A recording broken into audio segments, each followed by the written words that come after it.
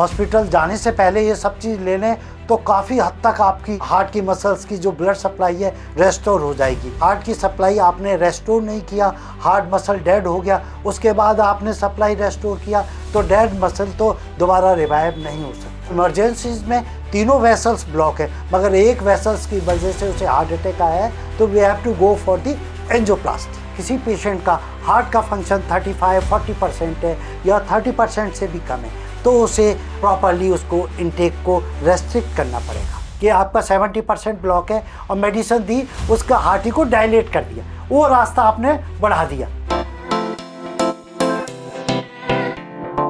नमस्ते और स्वागत है आप सबका आपके अपने podcast video doctor with doctor में। मैं हूं डॉक्टर दीपक गर्ग और आज का हमारा टॉपिक बहुत ही इंटरेस्टिंग है। आज का हमारा टॉपिक सोसाइटी में जो आजकल बहुत ही कॉमन कंडीशन है, आजकल हम देख रहे हैं बहुत यंग एज में हार्ट अटैक की वजह से लोगों की जान जा रही है। और आज का जो हमारा टॉपिक है वो हार्ट अटैक से ही रिलेटेड है और आज हम जिस टॉपिक पे बात करने वाले हैं वो है हार्ट की सर्जरी। तो जो आज के हमारे चीफ गेस्ट हैं doctor Jagmohan Singh, thank you very much sir for coming into the studio. Thank you sir. सबसे पहले हम आपके बारे में जानना चाहेंगे सर, आपके बैकग्राउंड के बारे में जानना चाहेंगे। सर मैंने 1983 में ज्वाइन किया था MBBS SN medical college Agra. Okay sir. वहीं पे फिर मैंने MS कंटिन्यू किया जनरल सर्जरी में। Okay sir. 93 में मेरा ये कंप्लीट हो गया सब कुछ। उसके बाद मैंने 3 ईयर सीनियर रेजिडेंसी की सफदरजंग हॉस्पिटल दिल्ली में। बहुत बढ़िया सर। उसके बाद मैं MCH के लिए लखनऊ चला गया। वहाँ 3 इयर्स का MCH कोर्स करने के बाद फिर मैंने ज्वाइन किया दिल्ली का Sir Gangaram hospital as a consultant. बहुत बढ़िया sir. Cardiac surgeon. Yes sir. वहाँ पे 4 इयर्स मैंने I work there, then I shifted to National Heart Institute Delhi. Okay sir. As a senior consultant doing all independent cardiac surgeries. बहुत बढ़िया sir. Yes, वहाँ पर join किया सर पूरा। फिर उसके बाद मेरे को इंडिपेंडेंट चार्ज लिया मैंने फोर्टिस एस्कॉर्ट फरीदाबाद 2008 में। Okay sir. वहाँ पे 4 years I worked as a senior consultant and head of department of cardiac surgery. बहुत बढ़िया बढ़िया सर। तो वही है, कॉर्पोरेट सेक्टर होते हैं Fortis, they move to Jaipur Fortis Escorts as a senior consultant. तो सर इतने बड़े बड़े इंस्टीट्यूट में आपने काम किया है तो बठिंडा कैसे पहुंच गए सर आप? बठिंडा ऐसा ही हुआ, यही है कॉर्पोरेट सेक्टर है। उन्होंने कहा कि आप जयपुर से आप गंगानगर में, उन्होंने कहा कि यहाँ पे हम डिपार्टमेंट सेटल करेंगे कार्डियक सर्जरी के लिए, तो आप गंगानगर पहुँच जाइएगा। Okay sir. फिर गंगानगर में मेरे जूनियर थे काफ़ी, तो उन लोगों से कहा कि बॉस कहाँ कहाँ घूमते रहोगे, आप पंजाब चले जाइए कार्डियक सर्जरी में। Okay sir. बहुत बढ़िया। तो वहाँ पे मैं लुधियाना में है पंचम हॉस्पिटल है। Okay sir. कार्डियक सर्जरी का। वहाँ कार्डियोलॉजिस्ट हैं, उनका अपना ऑन सेटअप है, तो वहाँ पे मैंने कार्डियक सर्जरी स्टार्ट किया। Okay sir. उन्होंने वहाँ पे पंजाब के काफ़ी हॉस्पिटल्स में टाई अप कर रखा था कार्डियक सर्जरी के लिए। तो वहाँ से पंचम हॉस्पिटल से मैं वहाँ पे सिमा हॉस्पिटल है होशियारपुर में, वहाँ ऑपरेट करने जाते थे। Okay sir. फिर वहाँ से फिर अमृतसर जाते थे, वहाँ 2 हॉस्पिटल से टाई अप कर रखा था, Carewell hospital and corporate hospital. वहाँ पे हम अमृतसर में 2 हॉस्पिटल्स में कार्डियक सर्जरी करते थे। और एक और हॉस्पिटल नवा शहर में राजा हॉस्पिटल था, वहाँ पे कार्डियक सर्जरी करते थे। तो काफ़ी मूवमेंट रहता था और वहाँ पे पंचम हॉस्पिटल में तो करते ही थे सर। तो सर अभी आप कितने साल से बठिंडा में हो सर? बठिंडा में मेरे को हो गए करीब सर 11 ईयर्स के करीब कंप्लीट हो गए सर। तो सर आप अकेले सर्जन हो बठिंडा में जो हार्ट की सर्जरीज करते हैं? बहुत टाइम तक आप रहे, जो कोई और भी रहे हैं सर? और भी है, अभी देखिए एम्स खुला है, वहाँ पे भी कार्डियक सर्जरी अभी स्टार्ट हुई है। दूसरा एक प्रेगमा हॉस्पिटल है। Okay sir. उधर भी कार्डियक सर्जरी करते हैं। Okay sir. ये है, मगर हम लोगों का काफ़ी पुराना है। फिर मैं वहाँ से इधर मूव कर गया मैक्स हॉस्पिटल में। Okay sir. मैक्स हॉस्पिटल में 4 इयर्स मैंने काम किया कार्डियक सर्जरी में। Okay sir. तो 2020 से मैं इस टाइम यहाँ पे हॉस्पिटल में अटैच्ड हूँ। तो सर आज का हमारा टॉपिक है CABG। Okay okay sir. Heart attack से रिलेटेड है सर, हार्ट की सर्जरी है जो आप डे टू डे लाइफ में करते हो सर। Yes sir. तो सबसे पहले हम ये जानना चाहते हैं सर, हार्ट अटैक क्या होता है सर? देखिए, हार्ट अटैक से पहले हार्ट की कंडीशन के बारे में पता करना होता है। Okay sir. हार्ट एक मस्कुलर ऑर्गन्स है। ओके। मसल्स के सर्वाइवल के लिए वी हैव टू नीड, उसकी ब्लड सप्लाई के लिए है। ओके। उसको ऑक्सीजनेटेड ब्लड की रिक्वायरमेंट है, तो उसके लिए उसने सबसे पहले हार्ट पूरी बॉडी को सप्लाई करता है, हार्ट पंप करता है ब्लड पूरी है। सप्लाई के लिए। Okay sir. तो फर्स्ट ऑफ ऑल हार्ट ही अपना टोल टैक्स पहले ही ले लेता है ब्लड सप्लाई के लिए। तो उसकी हार्ट के लिए 3 वेसल्स होती हैं। ठीक है सर। जो लेफ्ट साइड में है हार्ट की एक मेन वेसल होती है जिसे हम लोग बोलते हैं लेफ्ट मेन, वो फर्दर डिवाइड होती है 2 में, LAD एंड LCX, 2 वेसल्स में डिवाइड होती है। राइट साइड में एक वेसल्स होती है RCA, वो कंटिन्यूएट करती है लेफ्ट साइड को ही, वो फिर सप्लाई करती है एज ए PDA के लिए। अगर इन तीनों नाड़ियों में से भी किसी नाड़ी में किसी वेसल्स में कोई ब्लॉकेज सडनली स्टॉप कर दे, 100% ब्लॉक कर दे, तो उससे हार्ट अटैक की कंडीशन आ जाती है उसकी वजह से। तो ये हार्ट अटैक होता है कि वेसल्स में ब्लॉकेजेस की वजह से है। ये कंडीशन होती है कि हार्ट की नाड़ियों में ब्लॉकेजेस फैट कंटेंट की वजह से होता है। उसमें अगर इनिशियली 30, 40, 50% का ब्लॉकेजेस है और वो सडनली वो प्लाक की तरह रप्चर कर दे, 100% ब्लॉक हो, उसकी वजह से हार्ट ब्लॉक हो सकता है। या फिर 70% है, कोई कंडीशन ऐसा हुआ कि वहाँ पे क्लॉट हो गया, वो 70 से क्लॉट की वजह से 100% ब्लॉक हो गया, तो फर्दर सप्लाई ब्लॉक्ड हो गई, उसके वजह से सडनली हार्ट ब्लॉक हो गया। ये मेडिकल इमरजेंसीज है। इसमें आपको इमरजेंसीज में हॉस्पिटल ही इसमें आपको हॉस्पिटलाइज करना पड़ेगा पेशेंट जो भी है। घर पे उसका ट्रीटमेंट यही है, अगर आपके पास कोई डिस्प्रिन की गोली है या सॉल्पेट की गोली है वो ले सकते हैं एज ए प्रिकॉशनरी। ये अगर ब्लड थिनर बोलते हैं डिस्प्रिन को, वो घर पे लेने पे वो काफ़ी हद तक उस को इनिशियल स्टेज में क्लॉट को डिजॉल्व कर देगी। तो ये life saving procedure at home. Okay sir. हाँ, डिस्प्रिन, हाँ डिस्प्रिन रखना बहुत ज़रूरी है। हार्ट अटैक के सिम्टम्स भी आजकल, यानी कि किसी को भी चेस्ट पेन हो तो डिस्प्रिन दे दो, और डिस्प्रिन दे दीजिएगा। वो डिस्प्रिन के लिए, हेडेक के लिए घर में रहती है यूजुअली, अगर नहीं भी है तो ये ले सकते हैं। ठीक है सर, बहुत बढ़िया। तो ये डिस्प्रिन की गोली आजकल तो वो किट के रूप में लोग बाग रखना स्टार्ट भी कर दिया है, क्योंकि लाइफ स्टाइल डिजीजेज काफ़ी कॉमन हो गई, कभी भी कुछ भी हो सकता है। हाँ, तो काफ़ी कुछ हो सकता है, तो लोग बाग पहले से ही इसका रखते हैं।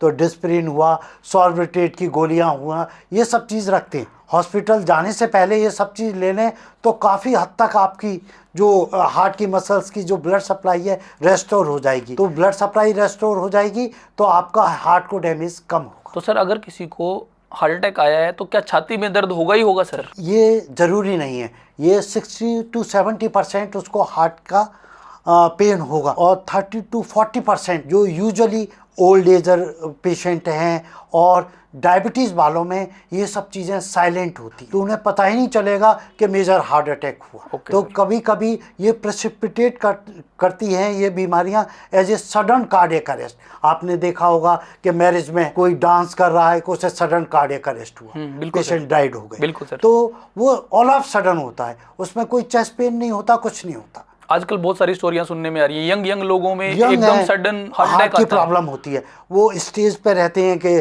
काफ़ी कलाकारों को, स्टार्स को, बहुत सारे जिम करने वाले लोगों को भी होती है, जिम को हो रखा है ये सब चीज़ें हार्ट की। तो ये लाइफ स्टाइल से ज़्यादा डिजीज़, हार्ट की डिजीज़ कॉमन है।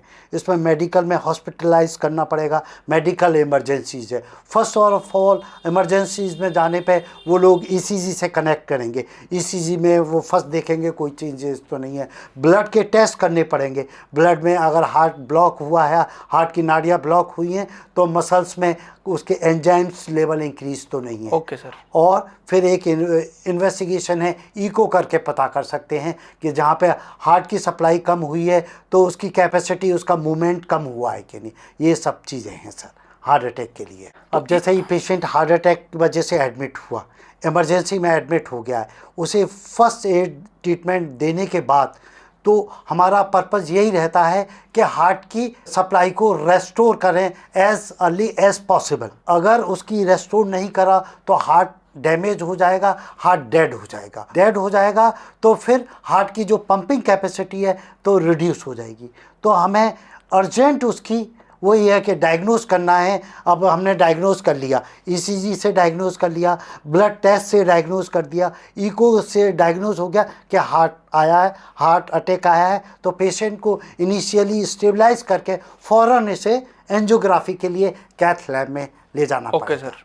तो वहाँ पे एंजियोग्राफी की, अब कोई नाड़ी ब्लॉक है तभी है कि हम लोगों को ब्लेम भी करती है पब्लिक कि वो कैथ लैब में ले गए, उन्होंने कहा स्टेंट पाना है। ये वही है कि अगर हार्ट की सप्लाई आपने रेस्टोर नहीं किया, हार्ट मसल डेड हो गया, उसके बाद आपने सप्लाई रेस्टोर किया तो डेड मसल तो दोबारा रिवाइव नहीं हो सकता। तो विद इन 6 to 8 आवर्स में अगर उस सप्लाई को रेस्टोर किया तो आपका वो हो जाएगा कि पेशेंट फिट रहेगा, उसकी हार्ट का पंपिंग कैपेसिटी नॉर्मल रहेगा, हार्ट का फंक्शन नॉर्मल रहेगा उसके लिए। छाती के दर्द के सारे पेशेंट्स में एंजियोग्राफी करना पड़ता है सर? देखिएगा, अगर पेन हुआ है और इन्वेस्टिगेशन हम लोगों को सपोर्ट कर रहे हैं, ईको है, ब्लड टेस्ट है, ईसीजी है, ये सब सपोर्ट कर रहे हैं, और हार्ट के बीमारी के लिए जो रिस्क फैक्टर हैं सपोर्ट कर रहे हैं। पेशेंट को डायबिटीज़ है, ब्लड प्रेशर है, उसकी लाइफस्टाइल ऐसी है, स्मोकिंग करते हैं, सेडेंटरी लाइफस्टाइल है, ओबेसिटी है, डिसलिपिडीमिया है, ये सब चीज़ अगर फैक्टर है, फैमिली है, फैमिली हिस्ट्री है, तो उसमें हमें कोरोनरी एंजियोग्राफी ही एक प्राइमरी टूल है कि वो उसको डायग्नोस करे। सर क्या दवाइयों से भी हार्ट के जो ब्लॉक है उसको ठीक किया जा सकता है? नहीं, ये तो सर नहीं किया जा सकता। कोई चीज़ अगर वो ये जनरली है, अगर कोई चीज़ अगर दूध से दही बन गया तो वी कैन नॉट कन्वर्ट दही टू मिल्क। चाहे कुछ भी प्रोसीजर कर लीजिएगा, कुछ भी कर लीजिएगा, एक प्रोसेस है। अगर सीमेंट जम गया वो उसको आप उसे कन्वर्ट नहीं कर सकते, मेडिकल से नहीं कर सकते। हाँ, एक प्रोसीजर है कि इमीडिएटली आया पेशेंट, क्लॉट बनाए, क्लॉट को डिजॉल्व कर सकते हैं मेडिसिन से, नेचुरली भी बॉडी रिएक्ट करती है तो उसको तो कर सकते हैं, मगर कोई एथ्रोमा बन गया, कैल्सीफाइड हो गया, उसको हम नहीं कन्वर्ट। यानी कि जो लंबे टाइम से जो ब्लॉक बना हुआ है वो दवाइयों से ठीक नहीं हो सकता सर? नहीं हो सकता, चाहे कोई भी आयुर्वेदिक हो, ये प्रिवेंटिव मेजर्स हैं कि आप मिल्क को तो किसी फॉर्म में कन्वर्ट कर सकते हैं। ऐसे ही फैट है, फैट भी एक तरह से मिल्क का ही वो है, प्रोडक्ट है। उसको आप अगर उसमें कन्वर्ट नहीं हुआ है तो आप प्रिवेंटिव मेजर्स ले सकते हैं। हेल्दी लाइफस्टाइल, आपको प्रिवेंटिव डायबिटीज़ है तो स्ट्रिक्ट डायबिटीज़ कंट्रोल, और आपको एक्सरसाइज करना है, ब्रिस्क एक्सरसाइज करना है। ये नहीं कि आप वॉक करना है, उससे कुछ नहीं होगा। आपको ब्रिस्क एक्सरसाइज 45 मिनट्स के लिए जॉगिंग करना है, ब्रिस्क वॉक करना है, और मतलब एरोबिक साइकिलिंग करना है, जिससे कि आपका स्वेटिंग हो, जिससे कि जो आपने डाइट में लिया है वो सब कुछ डाइजेस्ट हो, स्टोर ना हो उसके लिए। तो आपको ब्रिस्क एक्सरसाइज और हेल्दी लाइफस्टाइल रखना है। स्मोकिंग है, बैड हैबिट्स है, उसको अवॉइड करना है। सर एंजियोग्राफी और एंजियोप्लास्टी में क्या फ़र्क होता है? एंजियोग्राफी तो एक डायग्नोस्टिक टूल है, वो बताएगा कि कितनी नाड़ियों में ब्लॉकेजेस है। एक वेसल में ब्लॉक है, 2 वेसल में है, कि तीनों वेसल्स में ब्लॉक है। ठीक है सर। एंजियोप्लास्टी तो ट्रीटमेंट है, कोरोनरी आर्टरी बाईपास सर्जरी और एंजियोप्लास्टी एंड मेडिकल ट्रीटमेंट, ये कोरोनरी आर्टरीज के मोड ऑफ ट्रीटमेंट है। आपको क्या क्या ट्रीटमेंट एडवाइस करना है पेशेंट को, ये डिपेंड करता है। इन सब चीज़ों के एक स्ट्रिक्ट गाइडलाइंस आ गई हैं, इंटरनेशनली भी है, इंडिया में भी है, सब ग्रुप्स हैं। ठीक है सर। क्या उनकी गाइडलाइंस हैं कि आपको इस ग्रुप में बाईपास सर्जरी करनी है, इस ग्रुप में आपको एंजियोप्लास्टी करनी है, इस ग्रुप में आपको मेडिकल ट्रीटमेंट देना है। तो मोड ऑफ ट्रीटमेंट है ये 3, मगर ये तीनों ऐसा नहीं है कि एक दूसरे से फाइट कर रही हैं। All 3 therapies are complementary to each other. So fixed guidelines हैं कि कब एंजियोग्राफी करना है, कब एंजियोप्लास्टी करना है, और कब बाईपास सर्जरी करना है। हाँ, ये सब फिक्स गाइडलाइंस है। Okay sir. अब जैसे आपका वो है, पेशेंट है आपका, मैं कार्डियक सर्जन हूँ, तो पेशेंट का उसका है तीनों नाली में ट्रिपल वेसल डिजीज है। ठीक है सर। तो गाइडलाइंस कहती है कि आपको उसका सर्जरी करना है। ठीक है सर। या मेन नाड़ी ब्लॉक है जो लेफ्ट साइड में होती है, जिसे लेफ्ट मेन ब्लॉक है, उसका अभी भी gold standard treatment is bypass surgery. Okay sir. अगर एक सिंगल नाड़ी भी ब्लॉक है तो भी बाईपास सर्जरी स्टैंडर्ड ट्रीटमेंट है? लेफ्ट मेन, जिसे लेफ्ट मेन अगर है तो। हाँ, अगर जैसे एलएडी में अगर उसमें मिड और डिस्टल ब्लॉक है तो उसमें आपको एंजियोप्लास्टी का एडवाइसेबल है। सिंगल और डबल वेसल्स है और कोई मेडिकल कंडीशन है कि उसकी पेशेंट की एज 85 है, 90 एज है, कोमॉर्बिडिटीज है पेशेंट का, क्रॉनिक स्मोकर है, लंग डिजीज है, सिंगल और डबल वेसल डिजीज है, तो हम एंजियोप्लास्टी उसको एडवाइस कर सकते हैं। Okay sir. और कोई medical emergency, sudden heart attack आए तो उसको रेस्टोर, ब्लड सप्लाई रेस्टोर करने के लिए अगर ट्रिपल वेसल भी है और एक नाड़ी 100% ब्लॉक है तो हम उसे एंजियोप्लास्टी से पहले रेस्टोर कर रहे हैं उसकी ब्लड सप्लाई, हार्ट की मसल को वाइबल रखें जिससे कि फ्यूचर में पेशेंट की प्रोलॉन्ग्ड सर्वाइवल रहे। तो ये है, तो इमरजेंसीज में तीनों वेसल्स ब्लॉक है मगर एक वेसल्स की वजह से उसे हार्ट अटैक आया है तो we have to go for the angioplasty. Sir bypass surgery में आप क्या करते हो? बाईपास सर्जरी यही है कि पहले तो उसका पेशेंट का हो गया, इवेल्युएट कर दिया ये पेशेंट बाईपास सर्जरी के लिए है। Okay sir. तो पहले उसको इवेल्युएट करेंगे, इन्वेस्टिगेट करेंगे। एंजियोग्राफी हो गया,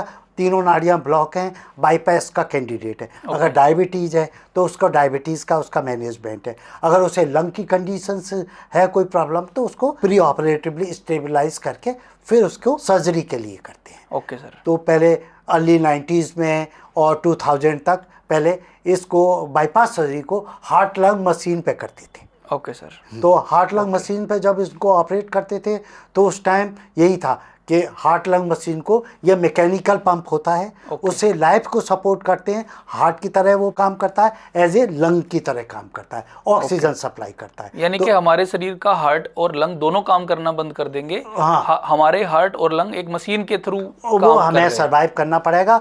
और हाई कंटेंट एक जिसको हम कार्डियोप्लीजिया बोलते हैं, पोटेशियम सॉल्यूशन होता है, वो हार्ट को स्टिल कर देगा, अरेस्ट कर देगा। Okay sir. तो उसको अरेस्ट कर देगा। हार्ट लंग मशीन पे उसका बॉडी है, उसको क्रॉस क्लैम्प कर देंगे, हार्ट स्टॉप हो जाएगा। फिर हम बॉडी से ही, शरीर से ही हार्वेस्ट करते हैं बॉडी के ऑर्गन, उसके ग्राफ्ट जो हमें बाईपास करने के लिए। ठीक है सर। छाती से हम 2 ग्राफ्ट ले सकते हैं, एक होती है राइट इंटरनल मेमोरी आर्टरी और लेफ्ट साइड से लेफ्ट इंटरनल मेमोरी आर्टरी। ये आर्टीरियल कॉन्ड्यूट्स हैं। इनका वही है, इनकी पेटेंसी रेट, इनका सर्वाइवल आर्टरीज का, इनका ड्यूरेशन ऑफ पेटेंसी काफ़ी है, more than 25 year, even 30 years तक है। Okay sir. तो ये पेशेंट का यही है, किसी को 30-40 ईयर्स में कोई हार्ट अटैक हुआ तो ये आपकी लाइफ को सर्वाइवल के लिए, इनको हम कहते हैं आर्टीरियल कॉन्ड्यूट्स। Okay sir. तो ये बेस्ट कॉन्ड्यूट बोलते हैं। फिर हम हार्ट के लिए रेडियल आर्टरी को भी यूज़ कर सकते हैं। ठीक है सर। रेडियल आर्टरीज है, पेट की एक आंत की होती है, गैस्ट्रिक एपिप्लॉक आर्टरीज के लिए भी यूज़ कर सकते हैं सब चीज़ों। Okay sir. तो पहले तो हार्ट लंग मशीन पे होता था, तो हार्ट लंग का वही है कि पहले तो बॉडी में ब्लड फ्लो करता है, वो ट्यूबिंग होती हैं, हाई क्वालिटी के होते प्लास्टिक ही हैं, मगर उसमें ब्लड फ्लो करता है, उसके lot of side effect. Okay. हाँ, ऑपरेशन के बाद पेशेंट को ब्लीडिंग डायस्थेसिस होता था, बॉडी रिएक्ट करती थी, तो इन्फ्लेमेटरी रेस्पॉन्स होता था बॉडी को, तो पेशेंट की रिकवरी वाज वेरी डिलेड। तो हाँ, तो 10-10 दिन लग जाते थे पेशेंट की रिकवर करने में, हार्ट की इसमें, हार्ट लंग में।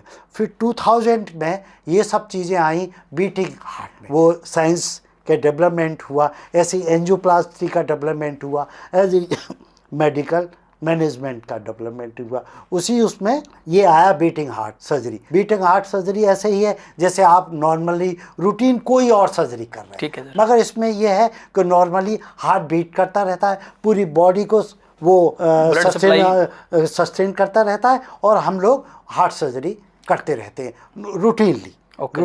आजकल 2000 पे इनिशियल स्टेज में स्टार्ट हुआ था, 2015 से अब तो काफ़ी स्टैंडर्डाइज्ड हो गया, नियरली मतलब इंडिया में आप कह सकते हैं इतना डेवलप्ड हो चुका है बीटिंग हार्ट सर्जरी। आपके यही है कि बठिंडा और सब जगह ये हो रही है, all over India. Okay sir. इतना आपका अमेरिका इधर इतना डेवलप नहीं कर पाया जितना हम लोगों ने इसको स्टैंडर्डाइज किया है और डेवलप किया है। बीटिंग हार्ट सर्जरी 98% के करीब आजकल beating heart surgery normal procedure हो गया है, एज ए रूटीन सर्जरी हो गई है। इसमें हार्ट बीट करता रहता है और डिवाइसेस आ गई हैं, काफ़ी हैं, ऑक्टोपस गाइडेंट है, वो जिस आर्टरी का बाईपास करना है हमें उसी को स्टेबलाइज करते हैं, उसको ओपन करते हैं, उसमें आता है ब्लड, हार्ट ब्लीड कर रहा है तो ब्लीड आती है, तो उसमें हम इंट्राकोरोनरी शंट होते हैं स्पेसिफिक टाइप के, तो वो हार्ट का सर्कुलेशन भी मेंटेन कर लेता है। और मेडिकेशन चलता रहता है, एनेस्थीसिया वाले ये सब चीज़ों को मैनेज करते हैं। एनेस्थेटिस्ट का भी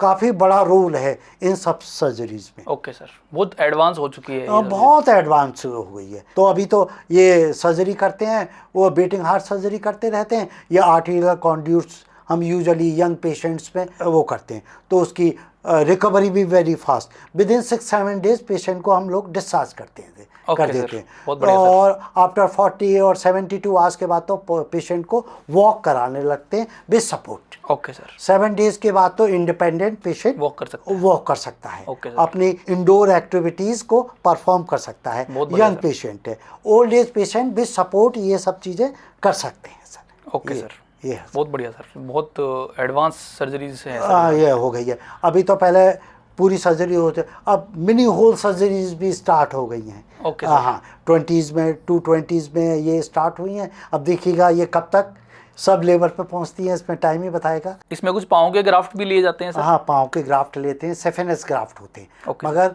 वही है कि हम उस सेफेनस ग्राफ्ट रहते हैं, इनमें 10 ईयर्स में करीब 50% के करीब ब्लॉक रेट रहता है इसमें, क्योंकि वेंस को लेते हैं, वो आर्टरीज तो नहीं होती हैं, तो हाई प्रेशर के सस्टेन होने के लिए इसमें थोड़ा सा ब्लॉक रेट हायर साइड में है। अगर अच्छे से टेक्निकली सही लगाएं तो इनकी भी पेटेंसी रेट काफ़ी है। 15 to 20 ईयर्स तक ये सफेनस वेन ग्राफ्ट चलते हैं सर। ओल्ड एज वाले पेशेंट हैं, आर्टीरियल कॉन्ड्यूट्स ले नहीं सकते तो उसमें यूज़ करते हैं। और कोई इमरजेंसी सर्जरीज आई है, आर्टीरियल कॉन्ड्यूट्स इतनी जल्दी हार्वेस्ट नहीं कर सकते, तो venous graft we have to put it.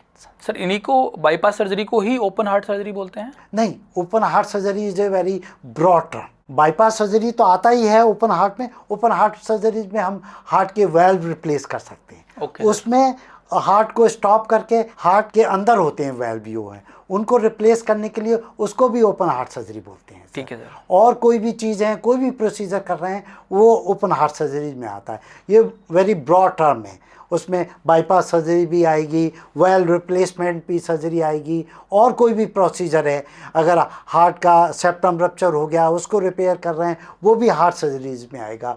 अगर हार्ट के डिफेक्ट्स हैं उनको भी रिपेयर कर रहे हैं, कुछ कर रहे हैं, वो भी ओपन हार्ट सर्जरीज में आएंगी सर। Okay sir. सर अगर किसी को हार्ट अटैक आ जाता है और हॉस्पिटल में अगर डॉक्टर ये बता देता है कि अब आपको स्टेंटिंग नहीं हो सकती, आपको बाईपास करवाना पड़ेगा, हाँ, तो पेशेंट बहुत डर जाते हैं। हाँ, ये तो है ही है। देखिए, एक तो मेडिकल ट्रीटमेंट है, हाँ वो जी तो सर। कोई भी एडवाइस का रहता है। कार्डियोलॉजिस्ट ने एडवाइस किया तो पेशेंट कंफर्टेबल भी होता ठीक है है। सर। जैसे ही उस पर कोई इन्वेजिव प्रोसीजर्स के लिए आता है, यस सर। तो वो तो वही है। अगर मैं भी डॉक्टर हूँ, मैं बोलूँ सर्जरी कराना है, तो मैं भी, मेरे को थोड़ा सा हेजिटेट करूँगा सर्जरी के लिए। ठीक बात है सर। ये है।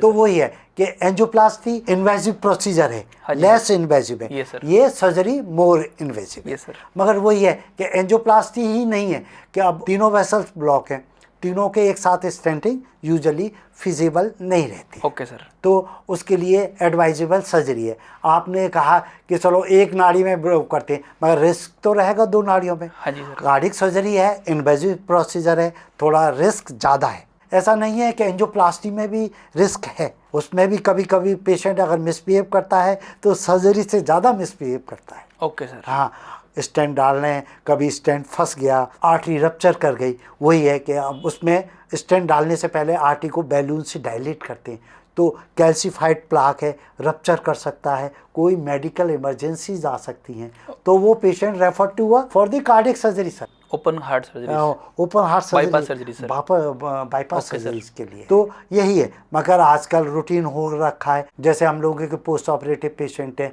हम कोशिश करते हैं कि वो पोस्ट ऑपरेटिव पेशेंट के रिलेटिव से मिले या पेशेंट के अंदर मिले। पेशेंट को तो नहीं एडवाइस करते, पर पेशेंट के रिलेटिव्स को एडवाइस करते हैं और उनको बताते हैं कि आजकल ब्रीथिंग हार्ट सर्जरी हो रही है 98%, तो जो पहले रिस्क होते थे वो रिस्क अब नहीं रह गए। Okay sir. तो ये सब चीज़ें हैं। यूजुअली लोगों के मन में बहुत ज़्यादा डर होता है कि कहीं सर्जरी में बचेंगे कि नहीं बचेंगे। हाँ, ये पहले तो काफ़ी था, मैं तो बता रहा हूँ 85 और 89 के, मैं जब स्टूडेंट था तो मेरे जो एक प्रोफेसर थे, लीडिंग प्रैक्टिशनर मेडिसिन में थे, उनको हार्ट अटैक आया। तो वो रेफर टू दिल्ली। तो 10-15 दिन के बाद सर आए, तो मैंने अपने फ्रेंड से पूछा, मैंने कि सर का कुछ हुआ नहीं वहाँ पे? बोले कि सर की नाड़ियाँ ब्लॉक हैं, मगर सर्जरी वेरी हाई रिस्क। तो उन्होंने इनको मेडिकल ही एडवाइस किया। बट मेडिकल मैनेजमेंट होता ही नहीं है। हाँ, तो मेडिकल मैनेजमेंट था, वो 1 महीने ठीक रहे वॉकिंग, वो suddenly he had a arrest. तो वही है, कोई चीज़ को आप ऑप्ट कर सकते हैं, मगर वही है कि इसका ऑप्शन ही सर्जरी है, तो फिर तो सर्जरी के लिए जाना पड़ेगा। बाईपास सर्जरी के बाद सर पेशेंट को कुछ दवाइयाँ भी खानी पड़ती हैं? हाँ, यस सर। ये बाईपास सर्जरी हुआ, एंजियोप्लास्टी हुआ, ये इनका टोटल फेलियर हो रहा है अगर मेडिकल ट्रीटमेंट ना दें। 100% फेलियर है सर। Okay sir. आपने सर्जरी की, आप कहो कि मैं मेडिसिन नहीं देंगे, मगर यही है कि अगर पेशेंट को कोरोनरी आर्टरी डिजीज़ है, तीनों आर्टरियाँ ब्लॉक है, मेडिकल ट्रीटमेंट पे, तो उसमें नंबर ऑफ मेडिकेशंस ज़्यादा होंगे। ठीक है सर। एंजियोप्लास्टी है, सर्जरी है। हाँ जी सर। सर्जरी में मेडिसिन, एंजियोप्लास्टी और जो मेडिकल ट्रीटमेंट पे उन सबसे कम मेडिसिन की ज़रूरत होती है, मगर ज़रूरत होती है लाइफ लॉन्ग ट्रीटमेंट के लिए। उसके लिए मेन ट्रीटमेंट है blood thinner treatment. Okay sir, life long चलना, क्योंकि ये जो कॉन्ड्यूट हमने लिए हैं वो हार्ट के लिए तो नहीं बने थे। बिल्कुल सर, yes। वो बने तो दूसरी चीज़ के लिए हाँ थे। जी सर। हार्ट में लगाने के लिए उनके लिए वही है। उनके पेटेंट रखने के लिए ब्लड थिनर लाइफ लॉन्ग चाहिए, और उनकी स्टेबिलिटी के लिए हार्ट के लिए अगर डायबिटीज़ है तो डायबिटिक ट्रीटमेंट चाहिए, अगर हाइपरटेंशन है तो हाइपरटेंशन का उसके ट्रीटमेंट चाहिए। Okay sir. ये सब चीज़ों की ज़रूरत है, मगर मेडिकेशंस की जो वैसे ज़रूरत होती है काफ़ी रिड्यूस हो जाता है ट्रीटमेंट उसका। ये है एंजियोप्लास्टी में डुअल एंटीप्लेटलेट की ज़रूरत होती है। हमारी सर्जरी में कुछ दिनों के बाद सिंगल एंटीप्लेटलेट पे जा सकता है लाइफ लॉन्ग। हाँ, लाइफ लॉन्ग की जरूरत ओके होती है। बहुत बढ़िया सर। तो ये कॉम्प्लीमेंट्री है एंजियोप्लास्टी और से। मेडिकल ट्रीटमेंट तो मस्ट है।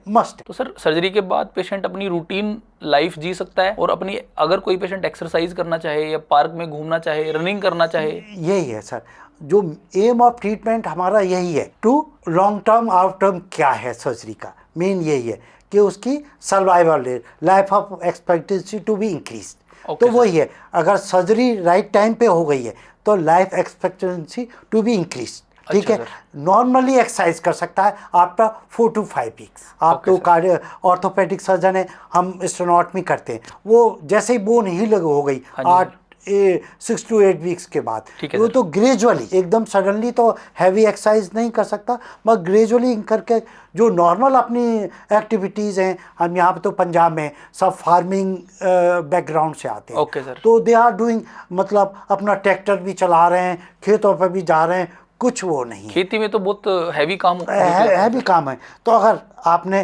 रेस्टोर कर दिया राइट टाइम पे, राइट डिसीजन लेके बाईपास सर्जरी कर दिया और हार्ट का फंक्शन नॉर्मल रहा, तो आप नॉर्मल कर सकते हैं। आपने अगर डिलेट किया, हार्ट का फंक्शन अगर रिड्यूस हो गया उसमें, तो आपको फिर एक्टिविटी रेस्ट्रिक्ट करना पड़ेगा। Okay sir. नहीं तो अगर हार्ट का फंक्शन नॉर्मल है तो नॉर्मल रूटीन, आपकी जो भी नॉर्मल लाइफ स्टाइल है उसको रूटीन कर सकते हैं। आपको लाइफ स्टाइल चेंज करना पड़ेगा उसके लिए। तो सर आपने बताया कि जो ब्लड वेसल आप लेते हो, जो ग्राफ्ट आप लेते हो, उसकी लाइफ होती है 10 साल, 20 साल, 30 साल। Yes sir. तो क्या किसी पेशेंट को बाईपास सर्जरी 2 बार भी करी जा सकती है? यस सर, अगर आर्टरीज ब्लॉक हो गई, उसके जैसे रिस्क फैक्टर हैं पेशेंट को, वही है कि हाई स्ट्रेसफुल जॉब है उसकी, उसको अगर वो हो सकती है, स्मोकिंग अगर कंटिन्यू रखी, डायबिटीज़ उसने कंट्रोल नहीं किया, ब्लड प्रेशर कंट्रोल नहीं किया उसने, और वही सेडेंटरी लाइफ स्टाइल नहीं किया उसने, अपना लाइफ स्टाइल मैनेजमेंट नहीं किया, तो दोबारा ब्लॉकेजेस स्टार्ट हो सकते हैं। एक बार नहीं, 2 बार, 4 बार सर्जरीज हो रखी है। Okay sir. मेरे एक प्रोफेसर थे डॉक्टर आसोफा, काफ़ी रिनाउंड यूरोसर्जन, उनकी 4 times cardiac surgery. Sir bypass surgery का किन पेशेंट्स में ज़्यादा रिस्क होता है? बाईपास सर्जरीज का रिस्क उन्हीं में रहता है जैसे ओल्डर एज ग्रुप है, ठीक है, 70s 80s में हैं, और वही है कि लिमिटेड उनकी एक्सरसाइज टॉलरेंस है, या फिर हार्ट की, लंग्स की कोई प्रॉब्लम है, COPD है, ब्रोंकियल है, उनको हाई रिस्क रहती है, या फिर किडनी की कोई प्रॉब्लम है पेशेंट की, किडनी की कोई डिजीज़ है उसे पेशेंट को, या फिर डायबिटीज़ अनकंट्रोल्ड है, उसकी वजह से उसे कोई प्रॉब्लम है, तो ये सब चीज़ों को हाई रिस्क सर्जरीज में आती है। कुछ पेशेंट्स को सर ये बताया जाता है कि स्टेंटिंग भी कर सकते हैं, बाईपास भी कर सकते हैं। हाँ, और बाईपास ज़्यादा बेटर है स्टेंटिंग से। हाँ ये सर। तो वो पेशेंट्स यूजुअली स्टेंटिंग करवा लेते हैं। ये सब चीज अप्रोच है एक तरह से। इसमें अप्रोच में cardiologist and cardiac surgeon and patient, ये 3 है इसके फैक्टर। हाँ, तो ये आपको तीनों को इसमें कंबाइन होकर उसको एडवाइस करना है, मेरिट्स और डीमेरिट्स बताने। एंजियोप्लास्टी के मेरिट्स ये हैं, सर्जरी के मेरिट्स ये हैं, डीमेरिट्स ये हैं, वो सब चीज़ उसको एक्सप्लेन करोगे तो यह है, कोई ग्रे एरिया है उसमें एंजियोप्लास्टी भी कर सकते हैं, सर्जरी भी कर सकते हैं, वो पेशेंट को एडवाइस करना है। अगर वो एंजियोप्लास्टी की तरह ऑप्ट करता है, और कुछ प्रोसीजर होते हैं कि उसको अगर आपके स्टेंट ब्लॉक होते हैं तो आप सेकंड चॉइस फिर सर्जरी करा सकते हैं। सर हार्ट फेलियर और हार्ट अटैक दोनों सेम चीज़ें होती है, अलग अलग? नहीं सर, हार्ट फेलियर तो जब होता है हार्ट का फंक्शन रिड्यूस हो जाए, जैसे 60% होता है नॉर्मल हार्ट की पंपिंग कैपेसिटी, ठीक है सर। अगर ये रिड्यूस हो जाए 35 से कम, 30% से कम, तो heart went into heart failure. Okay sir. Heart attack तो ये आता है कि आपने नाड़ी ब्लॉक हुई, हार्ट अटैक आ गया, ठीक है उसमें अगर आपने रेस्टोर कर दिया हार्ट अटैक के बाद, हार्ट फेल्योर होता है, हार्ट की पंपिंग कैपेसिटी कम हो जाए, उसमें ब्रीदिंग डिफ़िकल्टीज होती हैं, पेशेंट को जनरलाइज्ड स्वेलिंग हो सकती है, सफोकेशन, ये सब चीज़ें होती है। तो ये हार्ट अटैक, हार्ट फेलियर, ये बोथ आर डिफरेंट। तो आज की सोसाइटी में सर स्मोकिंग और अल्कोहल यस सर, बहुत ज़्यादा कॉमन है। यस सर, बहुत सारे ऐसे एरिया हैं हमारे देश में जहाँ पे ड्रग एडिक्ट्स बहुत कॉमन है, बहुत पंजाब उनमें से एक है। हाँ, पंजाब में एक है। तो यहाँ तो- पे जो इसकी प्रेवलेंस है यहाँ पे वो है, स्मोकिंग तो लोग कम करते हैं, जो भी है सरदार कम्युनिटीज़ है 99% they are non smokers. No smokers. Okay sir. मगर थोड़ा ड्रग एडिक्शन ज़्यादा है और थोड़ा हेल्दी वही है, डाइट उनका वही है कि ये फैट कंटेंट वाली रिफाइंड शुगर ज़्यादा यूज़ करते हैं, उसकी वजह से इसका प्रेवलेंस ज़्यादा है। ड्रग एडिक्शंस की वजह से भी ये भी रिस्क फैक्टर में आता है। सर आजकल हम एडवांसमेंट की तरफ बढ़ते जा रहे हैं, बढ़ते जा रहे हैं। जैसे अभी आपने बताया कि मिनिमल छोटे इंसिजन के साथ भी सर्जरी का ट्रेंड आता जा रहा है, बहुत ज़्यादा आ रहा है क्या। तो अभी इसमें और क्या क्या एडवांसमेंट है हार्ट सर्जरीज के अंदर? हाँ, वही है मिनिमली। अभी तो ओपन हार्ट सर्जरी जो होती है तो इंसिजन होता है करीब 5 to 6 सेंटीमीटर का। अभी आ गई है छोटे छोटे 3 to 5 सेंटीमीटर्स में भी अब सर्जरी एडवांसमेंट आ चुके हैं। Okay sir. तो ये अभी इनिशियल स्टेजेस में हैं। अब देखिएगा 5 to 7 ईयर्स में कितना एडवांसमेंट होता है, ये सब चीज़ें। रोबोटिक सर्जरीज भी आने स्टार्ट हो गई हैं। Okay sir. तो रोबोटिक्स भी इसके अंदर अभी हो रही है सर? हो रही हैं, स्टार्ट हुई हैं, मगर ये इतना डेवलप नहीं हो पाया है। Okay sir. इतना और ब्रांचेज में रोबोटिक सर्जरीज ज़्यादा काफ़ी सक्सेसफुल है। बिल्कुल सर। मगर कार्डियक सर्जरीज में आया ये सबसे first of all cardiac surgeries में ही था रोबोटिक सर्जरीज, मगर ओके सर। उतना सक्सेसफुल नहीं हुआ। ये और ब्रांचेज में काफ़ी सक्सेसफुल रहा है। बहुत बढ़िया सर। ये सर, सर ये हमारा पहला राउंड था यस सर, जिसमें हमने जाना हार्ट अटैक के बारे में, एंजियोप्लास्टी के बारे में, यस सर, बाईपास सर्जरी के बारे में सर। अब हमारा सेकंड राउंड है सर, यस सर, जिसका नाम है मिथ एंड फैक्ट्स। इसमें हम आपसे एक लोगों के मन में कुछ बातें हैं यस सर, जो हम आपसे पूछेंगे। यस सर, हमने ये देखना है सर वो बातें सही हैं या गलत हैं। Yes sir. तो सर हमारा सबसे पहला क्वेश्चन है, हार्ट की हेल्थ के लिए सबसे बढ़िया एक्सरसाइज क्या है? सर सबसे बढ़िया एक्सरसाइज तो यही है, brisk walk 45 minutes. Okay sir. 45 minutes per day. अपने वो तो कहते हैं 5 डेज इन वीक कर सकते हैं, मगर इंडियंस का जो इंडियन जो साउथ सब कॉन्टिनेंट है उसमें हमें जो हमारा जेनेटिक मेकअप है, साउथ और इंडियंस का जो भी है, इनका जेनेटिक मेकअप जो ऐसा है जो हम प्री डिस्पोज करते हैं कोरोनरी आर्टरी डिजीज़ के लिए। Okay sir. जो यूरोपियन कंट्रीज हैं, वेस्टर्न कंट्रीज हैं, उनमें जो हमारा उनका जो बॉडी मेकअप है, उनका मसल मास, बॉडी और जो बोन मास ये ज़्यादा है। हम लोगों का फैट कंटेंट वाला परसेंटेज ज़्यादा है। Okay sir. तो हमारा जेनेटिक मेकअप और फैट कंटेंट की वजह से we are most prone for the coronary artery disease. Okay sir. तो हमें 7 डेज ए वीक हमें 45 मिनट्स ब्रिस्क वॉक करना ज़रूरी है। यही नहीं कि हमने 45 मिनट्स तो ब्रिस्क वॉक कर लिया, मगर हमारी हेल्दी लाइफ स्टाइल नहीं है, हमारी डाइटरी, हम रिफाइंड शुगर्स के लिए जा रहे हैं, मैदा का आइटम्स, ये सब चीज़ों को अवॉइड करना है। हमें मोटा अनाज की तरफ जाना है, मोटा मिलेट्स हैं जो ये कनक में जौ, ज्वार, बाजरा, ये मल्टीग्रेन वाले आटे। ये नहीं कि आप मार्केट से ले आए, मार्केट में 5 किलो अगर उसने कनक मिलाया है तो उसमें 50 ग्राम्स उसने मिला दिया, वो उसने सिंबॉलिक कर दिया, उसकी कॉस्ट भी इंक्रीज़ कर दिया। अगर आपके पास वही है चक्की पास में, वहाँ आटा पिसपा है, इनकी एक डेफिनेट क्वांटिटी उसमें ऐड करें, वो बेटर रहते हैं। उससे आपका डायबिटीज़ भी कंट्रोल होगा, फैट भी कंट्रोल होगा, आपका बॉडी वेट भी कंट्रोल होगा। तो आपकी एक तो ये डाइट कंट्रोल हो गया, एक्सरसाइज हो गया, बैड हैबिट्स हो गए, ये सब चीज़ों का है।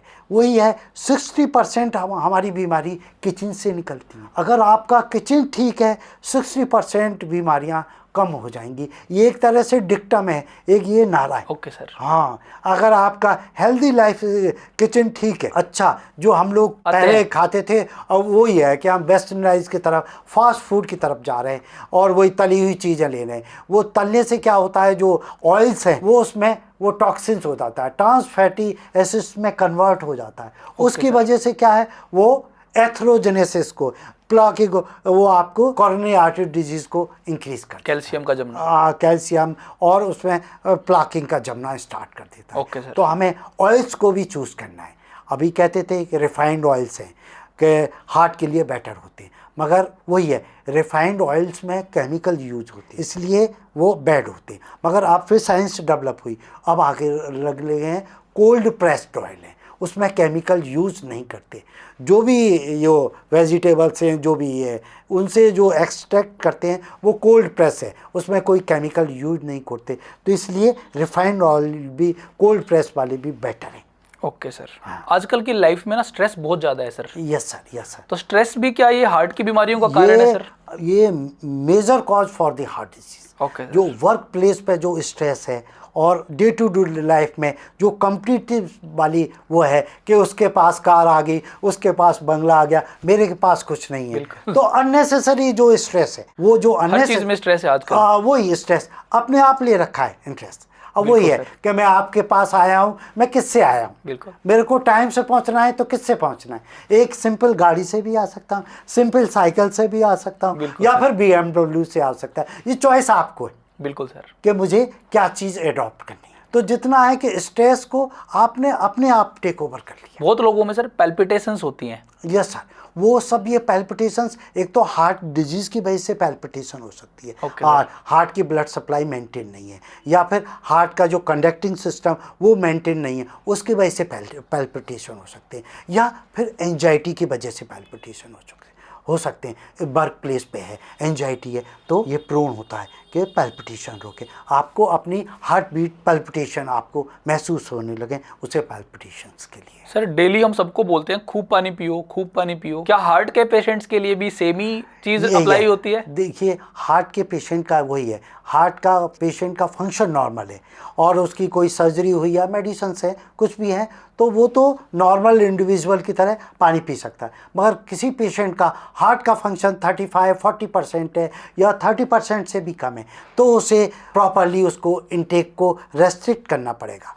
उसको अगर वही है, अगर उसने नॉर्मली 2.5 लीटर पानी उसने इंटेक कर लिया या लिक्विड ले लिया 2.5-3 लीटर इसके करीब, और अल्टीमेटली वो जाएगा तो हार्ट पे ही, बिल्कुल एब्जॉर्ब करके वो सर्कुलेशन में आएगा। Yes sir. मगर हार्ट की कैपेसिटी, आपकी पंपिंग कैपेसिटी नॉर्मल नहीं है 60%, तो उसको तो फ्लूइड रेस्ट्रिक्ट करना पड़ेगा। अगर उसका 30 तो उसको 1.5 लीटर तक और 2 लीटर के बीच में ही रेस्ट्रिक्ट करना है। और उसको फिर ये भी है कि मैंने इनटेक इतना लिया, 2 लीटर लिया, तो मेरा यूरिन आउटपुट और वो कितना आउटपुट है, तो उसे अपना इनटेक आउटपुट उसको मेजरमेंट करना पड़ेगा। ऐसा नहीं है कि वो ज़्यादा पानी पी सकता है। Okay sir. अगर नॉर्मल पेशेंट है, नॉर्मल हार्ट है, तो वो नॉर्मल पी सकता है, नॉर्मल इंडिविजुअल्स की तरह वो पूरी एक्टिविटीज़ कर सकता है। कुछ लोग सर सोचते हैं कि सर्दियों में ना हार्ट अटैक ज़्यादा आता है। हाँ, यस सर, सर्दीज में, विंटर में हार्ट अटैक की इंसिडेंस इंक्रीज़ हो जाते हैं। उसका कारण ये है कि जैसे ही विंटर में जाते हैं तो हमारी जो वेसल्स हैं बाहर वाली, जो टेम्परेचर कम होने के बाद वो नाड़ियाँ सिकुड़ जाती हैं, उसको हम कहते हैं वेसो कंस्ट्रिक्शन। Okay sir. जैसे ही नाड़ियाँ सिकुड़ती हैं तो उस पर हार्ट पे लोड इंक्रीज हो जाते हैं। बाहर की नाड़ियाँ सिकुड़ हुई, जो हार्ट पंप कर रहा है, अब वो नाड़ियाँ सिकुड़ी हैं तो हार्ट को पंपिंग एक्स्ट्रा वो करना पड़ेगा, जोर ज़्यादा लगाना पड़ेगा, तो उसकी वजह से हार्ट पे लोड पड़ा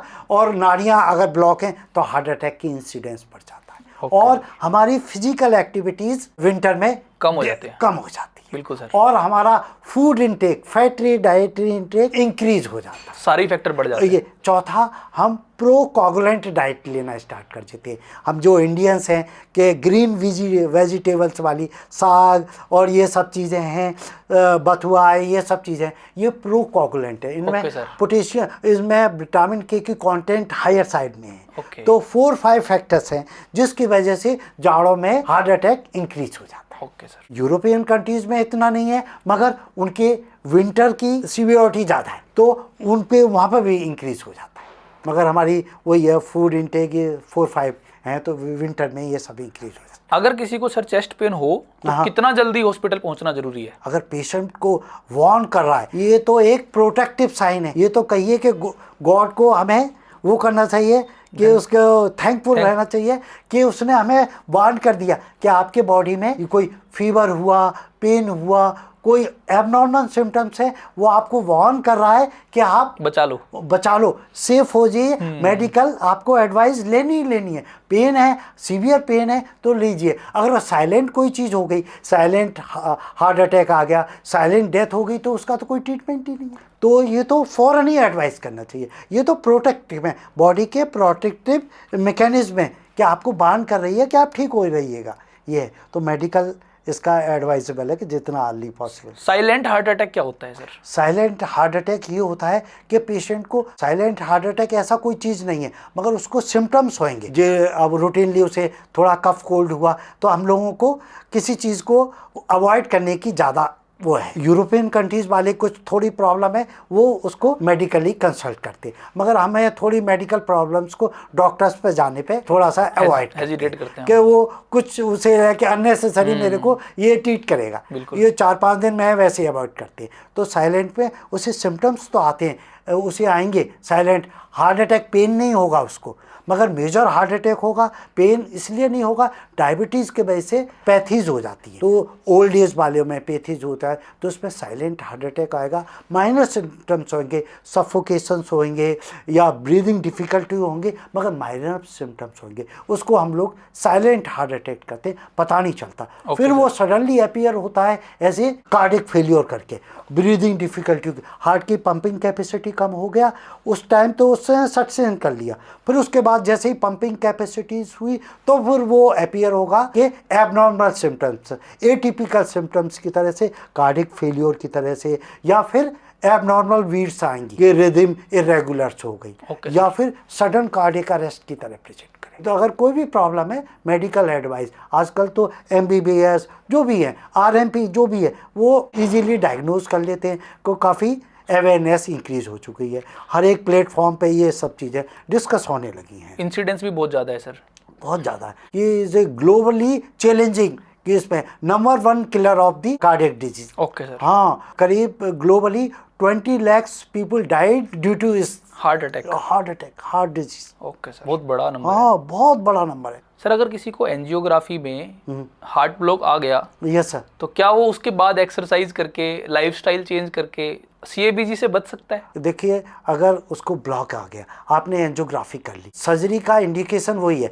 या तो इमरजेंसी एंजियोप्लास्टी या सर्जरी कर लिया। आपने एंजियोग्राफी की, नाड़ियों में ब्लॉक है और उसको सिम्टम्स माइनर सिम्टम्स, जब ब्लॉकेज, हम क्रिटिकल ब्लॉकेज जब बोलते हैं जब 70% से ज़्यादा ब्लॉकेज, ठीक है सर, और या लेफ्ट में जो मेन नाड़ी में 50% से ज़्यादा ब्लॉक हो, तब उसे हम क्रिटिकल ब्लॉकेजेस बोलते हैं। 70% से कम ब्लॉकेजेस हैं तो हम उसे मेडिकली ट्रीट कर सकते हैं, मगर ये नहीं कि हेल्दी लाइफ स्टाइल से हम उसके डिजीज़ को, प्रोग्रेशन को प्रिवेंट कर सकते हैं, मगर ये नहीं कि हम अब उसके ब्लॉकेजेस को, जैसे सब लोग बोलते हैं कि ब्लॉकेजेस ख़त्म हो गए, ऐसा नहीं है सर। क्या बाईपास सर्जरी के बाद जो पेशेंट की लाइफ एक्सपेक्टेंसी होती है, यस सर, उस पर फ़र्क पड़ता है? डेफिनेटली। अगर आपने राइट टाइम सर्जरी कर दिया और हार्ट की मायोकार्डियम, हार्ट की ब्लड सप्लाई रेस्टोर कर दिया, तो survival rates will increase definitely, quality of life increase and physical activity increase and fit and fine normally patient. Okay sir, definitely increase. जो लोग स्मोकिंग करते हैं सर, क्या उन लोगों में भी ये बाईपास सर्जरी करी जा सकती है? डेफिनेटली वही है, स्मोकिंग वाला है, मगर वही है कि जब वो स्मोकिंग कर रहा है तो उसे स्मोकिंग स्टॉप करना पड़ेगा। Okay sir. और स्मोकिंग स्टॉप करने से पहले उसे वही है कि स्मोकर्स के लिए यूजुअली लंग की कंडीशन ज़्यादा सीवियरिटी होती है, कुछ एस्थमेटिक तो नहीं है, कोई ब्रोंकाइटिस तो नहीं है, उसका ट्रीटमेंट उसे करना पड़ेगा। ठीक है। तो पल्मोनोलॉजिस्ट का क्लियरेंस, ये सब चीज़ क्लियरेंस लेके सर्जरी इज़ एडवाइजेबल, क्योंकि होती ही नहीं रिस्क फैक्टर वालों को ये सब डिजीज़ है। ठीक बात है। तो ये सब सर्जरीज हो सकती हैं। तो क्या हार्ट सर्जरी के बाद सर ट्रैवल करना सेफ होता है? और बिल्कुल सर, आफ्टर 4 वीक्स के बाद हम यूजुअली पेशेंट हैं यहाँ पंजाब के पेशेंट तो अब्रॉड जाते हैं, उनके बच्चे काफ़ी कनाडा काफ़ी अब्रॉड में हैं, तो वो यही कहते हैं कि मैं 4-6 हफ्ते के बाद अब्रॉड जा सकता हूँ कि नहीं। 6 हफ्ते के बाद हम उसको एरोप्लेन से एडवाइस कर देते हैं, उसके रूटीनली चेकअप कर लेते हैं, कोई प्रॉब्लम तो नहीं है, कोई मेडिकल प्रॉब्लम्स तो नहीं है, तो यूजुअली एडवाइजेबल है। और 2-3 वीक्स के बाद तो पेशेंट अपने पिंड से बस के थ्रू हमारे पास ओपीडी में यहाँ दिखाने आ जाता है, क्योंकि अगर वो कोई टैक्सी करता है तो 2000 और 3000 के करीब पड़ता है, इतने में तो वो 2 महीने की मेडिसिन लेके चला जाता है।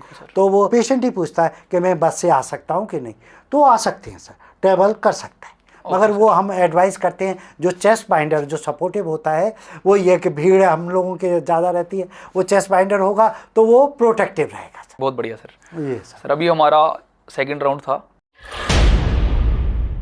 अब हमारा थर्ड राउंड है सर। Yes sir. जिसका नाम है rapid fire. Yes sir. Yes sir. इसमें सर हम आपसे क्वेश्चन पूछेंगे। Yes sir. हमने कम से कम शब्दों में उनका आंसर देना है। तो हमारा सबसे पहला क्वेश्चन है सर, हार्ट अटैक में हमेशा बहुत जोर से छाती में दर्द होता है, ये बात सच है सर? ये 70% में सीवियर चेस्ट पेन होता है। ठीक है सर। और 30% में एटिपिकल, जिसको हम साइलेंट हार्ट अटैक बोलते हैं, 70% में तो होगा, सीवियर चेस्ट पेन होगा, उसका भी वो है लिमिटेशंस है, lower part of the jaw से लेके अपर पार्ट ऑफ अम्बलाइकस तक का हमारा कोई भी सीवियर चेस्ट पेन हो, वो कहीं भी दोनों आर्म्स में हो सकता है, चेस्ट के इन फ्रंट हो सकता है, बैक में हो सकता है। लेफ्ट साइड में ही होगा सर, राइट में भी हो सकता है? ये दोनों में हो सकता है। जो हमारा नर्व्स का डिस्ट्रीब्यूशन है लेफ्ट में भी है, राइट में है, मगर मोस्ट टिपिकली वो लेफ्ट साइड में और inner part of the arm के साइड। जो नर्व का C8T1 का डिस्ट्रीब्यूशन है वो हार्ट के लिए भी है, वो जो नर्व जाती है उसके लिए भी है।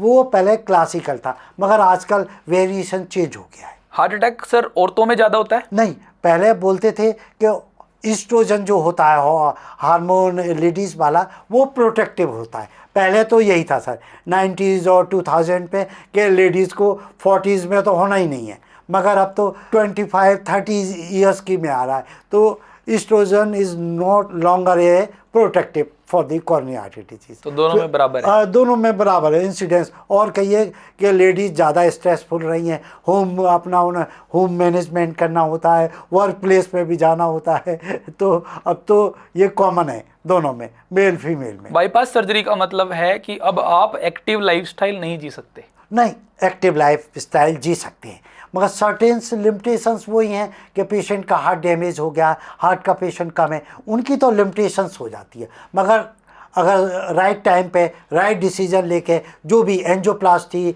या सर्जरी की है, तो वो नॉर्मली रूटीन लाइफ स्टाइल जी सकता है पेशेंट। दवाइयों से कोरोनरी आर्टरी के ब्लॉक को कम किया जा सकता है? कम तो नहीं किया जा सकता, मगर वही है कि इमरजेंसी में कोई क्लॉट आया तो वो मेडिसिन से डिजॉल्व हो सकता है, मगर कोई कैल्सीफाइड प्लग बन गया, कोरोनरी आर्टरीज में जम गया, वो नहीं मेडिसिन से कन्वर्ट हो सकता। मेडिसिन से तो यही है कि आपका 70% ब्लॉक है और मेडिसिन दी, उसका हार्ट को डायलेट कर दिया, वो रास्ता आपने बढ़ा दिया, मेडिसिन की वजह से है। फर्दर स्टैटिन्स देके जो कोलेस्ट्रॉल रिड्यूसिंग डिजीज़ है, वो 70 से 80 ना होने दिया, वो डायलेटर्स दे दिया, इधर आपने कोलेस्ट्रॉल नहीं जमने दिया, वो उसको बढ़ा दिया, तो वो मैनेजेबल है, रिलेटिवली बढ़ गया। हाँ, रिलेटिवली बढ़ गया। बाईपास सर्जरी से हार्ट पूरे तरीके से बीमारी से क्योर हो जाता है? नहीं सर, ये सब all procedures are palliative procedure, कोई चीज़ क्योर नहीं होती है। ठीक है सर। ये ऑल प्रोसीजर्स आर पैलिएटिव, मगर यही है कि पैलिएशन ही है। कोरोनरी आर्टरी डिजीज जो हुई है वो रिवर्स बैक नहीं हो सकती है। अब वही है कि हमने आर्टेरियल कंड्यूट लगाए, उसकी भी अपनी लाइफ है।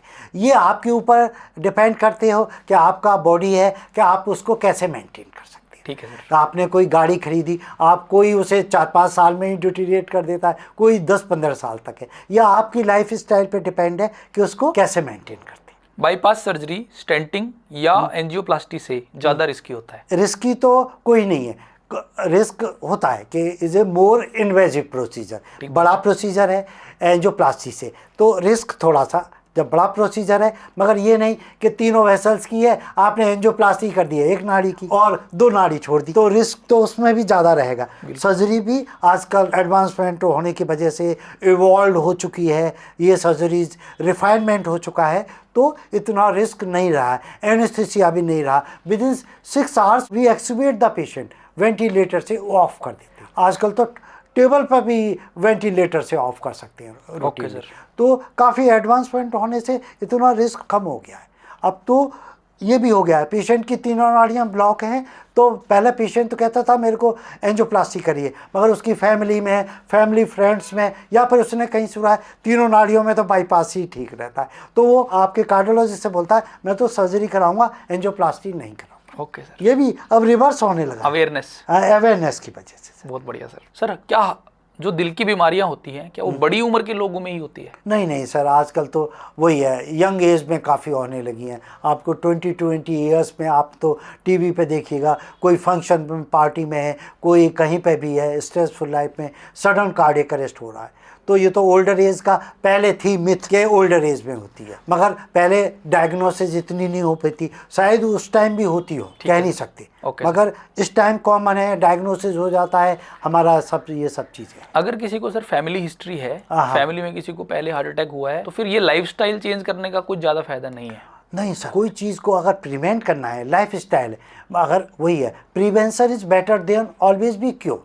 अगर मेरी फैमिली हिस्ट्री है, कोरोनरी आर्टरी डिजीज़ की है, डिसलिपिडीमिया है, और भी है, डायबिटीज़ का है, ब्लड प्रेशर का है, आपने डिसलिपिडीमिया लिपिड कंट्रोल कर लिया तो इंसिडेंस डेफिनेटली रिड्यूस हो जाएगा। डायबिटीज़ के लिए है जो रिस्क फैक्टर है, आपने अगर डायबिटीज़ कंट्रोल किया, आपके पेरेंट ने डायबिटीज़ कंट्रोल नहीं किया, तो डेफिनेटली रिड्यूस हो जाएगा। जेनेटिक प्रेडिस्पोज है, मेडिकल ट्रीटमेंट आया, एडवांसमेंट हुआ है। पहले कह सकते थे मेडिकल में तो आपको तो होनी है, आपको कोई ट्रीटमेंट नहीं है, आप तो हर एक चीज़ का जेनेटिक लेवल तक ट्रीटमेंट चला गया है। तो ये सब चीज़ें प्रिवेंटेबल है, मगर यह है कि कोई चीज़ हो गई फिर उसको प्रिवेंट नहीं कर सकते, फिर तो उसका डेफिनेटिव आपको ट्रीटमेंट करना पड़ेगा। बहुत बढ़िया सर। Yes sir. सर ये था हमारा आज का टॉपिक। Yes sir. जिसमें आपने हमको बहुत एनलाइटनमेंट किया हार्ट डिजीज के बारे में, बाईपास सर्जरीज के बारे में। सौभाग्य है कि आपने मेरे को बुलाया, इस काबिल समझा मेरे को कि मैं very very thankful to you sir. Thank you sir, thank you very much for coming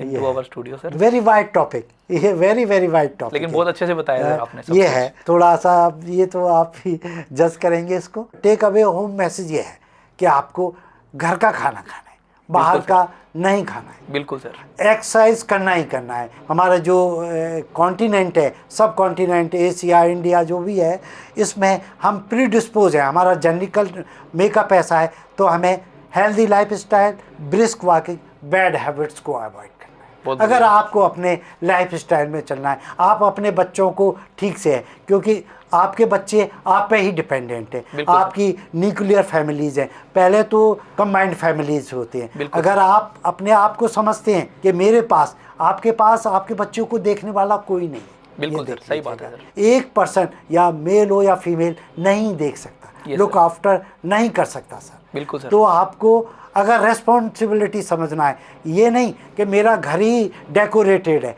अगर आपने अपने बेडी को डेकोरेट नहीं किया इंटरनली, तो sir very very harmful effect. बिल्कुल सर, पहले अपने शरीर पे ध्यान दो, बाद में अपने घर पे ध्यान दो। घर पे ध्यान दो, बहुत सही सर, बिल्कुल सर। बॉडी को नहीं कि गाड़ी को, अब आपका गाड़ी बिल्कुल वो रहेगी, बस बॉडी पे अपने पे ध्यान नहीं दिया। जो सबसे पहले बॉडी को ध्यान दे, अपने इंजन पे ध्यान देना। हार्ट तो इंजन है, अगर इस पे आपने ध्यान दिया, ये बेकार हो गया तो बॉडी गई। बिल्कुल सर, सही बात, तो किसी काम के नहीं। बिल्कुल सर, बिल्कुल सही बात। तो आपका प्राइमरी एम है कि बॉडी को, आपका फैमिली का हेल्थ ठीक रहेगा तो आप सब कुछ कर सकते हैं। Yes sir. आप किसी भी स्ट्रेस से निकल सकते हैं, कोई सी भी बीमारी से निकल सकते हैं। यस सर, बहुत बढ़िया सर। तो कोई भी बीमारी है, आप पहले उसको वो कर लेंगे तो ठीक रहेगा sir. Yes sir, healthy life style रहेगा तो कोई है, मगर यही है कि ज़्यादा स्ट्रेसफुल, ज़्यादा कंपटीशन ना करें किसी से। ये नहीं कि ये BMW पे आ रहा है, ये कोठी है, तो ये नहीं, ये मेरा लाइफ स्टाइल है। बिल्कुल सर। मैं क्या यूजुअली सर ये बातें सबको पता होती है, लेकिन यूजुअली अप्लाई नहीं करता कोई, अप्लाई नहीं कर क्योंकि सकता, कॉम्पिटिटिव माहौल में रहते हैं, वो इन सब चीज़ों को भूल जाते हैं। भूल जाए, शोसेबाजी में ज़्यादा रहते हैं। हाँ। शोसेबाजी से तो कोई फायदा नहीं। बिल्कुल सर, बिल्कुल सर, डेफिनेटली सर। ये बहुत अच्छा लगा सर ये सब ये बातें सर, सुन के सर। ठीक है सर। बिल्कुल सर। हाँ sir, thank you sir, thank you everyone for watching this video. Thank you very much.